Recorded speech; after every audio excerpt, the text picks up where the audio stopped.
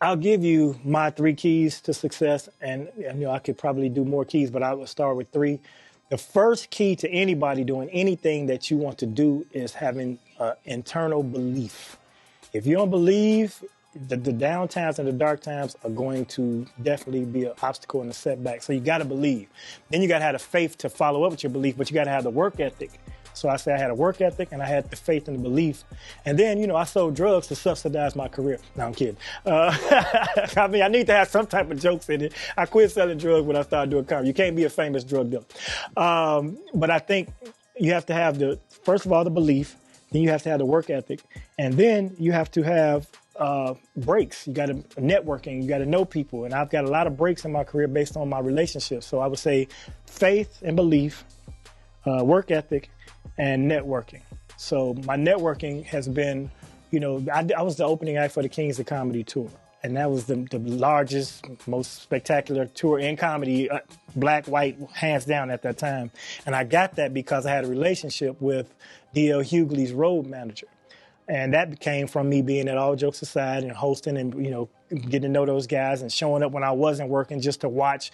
And I always studied they weren't even my peers. They were my idols at the time to see what they were doing and what they did best. And I took little bits and pieces of, nuggets from them, but I also was around and exposed to them. So when it came time to do the Kings of Comedy tour, Walter Latham, who was the promoter, his idea was to have a local comic open for Steve Harvey. Steve was the host. This is the second leg of the tour. The first leg, he was the close. He was the headliner. The second leg, they added D.L. Hughley. Steve became the host, but Steve didn't want to go out to a cold house, so they wanted to get a local guy every city. But they couldn't find consistently professional locals, that fit the bill. So they decided to try me in Detroit and another guy, Mike B, goes by Mike Britt now. He was a New York comic, and they were going to split the tour between us. But I wore suits, and Mike wore jerseys. This is the hip-hop era. Like I say, it's 99, 2000. And they kept telling me, you need to dress up, you need to dress up. But he I ain't comfortable in the suit. I've got to do me. So Walter was like, well, do you elsewhere. And he gave me the rest of the tour. But I got that tour because D.L. Hughley's road manager said, look, they looking for somebody. I gave him your name. And I did Detroit. And the man said if I do well in Detroit, he'll let me do Chicago. And it ended up being 30 cities. And I did Madison Square Garden, which I really felt bad for Mike B, my man, because that was his hometown. He a New York guy. And when we came to town, he had tickets, and I was the opening act. So I'd say you need to network. What would I say to my younger self in this business?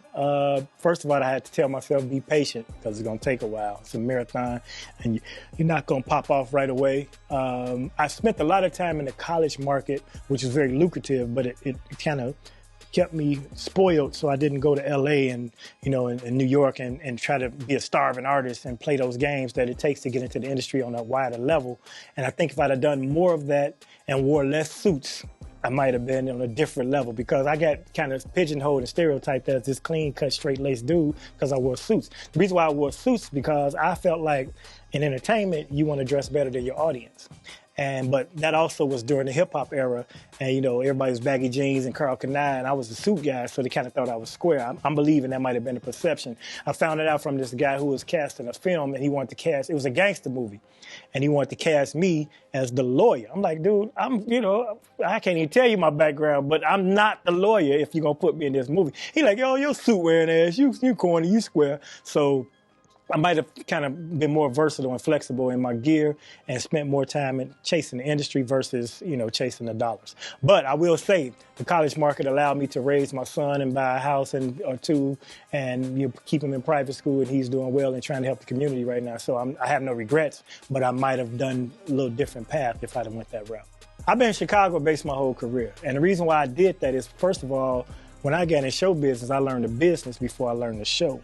And I was about promoting shows, and, because I learned my lesson early from All Jokes Aside. I did a weekend once. I was a fill-in for a guy who had a car accident, and the owner of the club allowed me to fill in. And at the end of the week, I hadn't asked him what the money was or nothing. He gave me this really small check. And I said, okay, for now on, I need to negotiate my numbers first. Secondly, I can't work for this and make it, so I had to start promoting my own shows. By promoting my own shows, I put myself on the show with bigger name acts, and people came to see them, but I built my fan base off of them.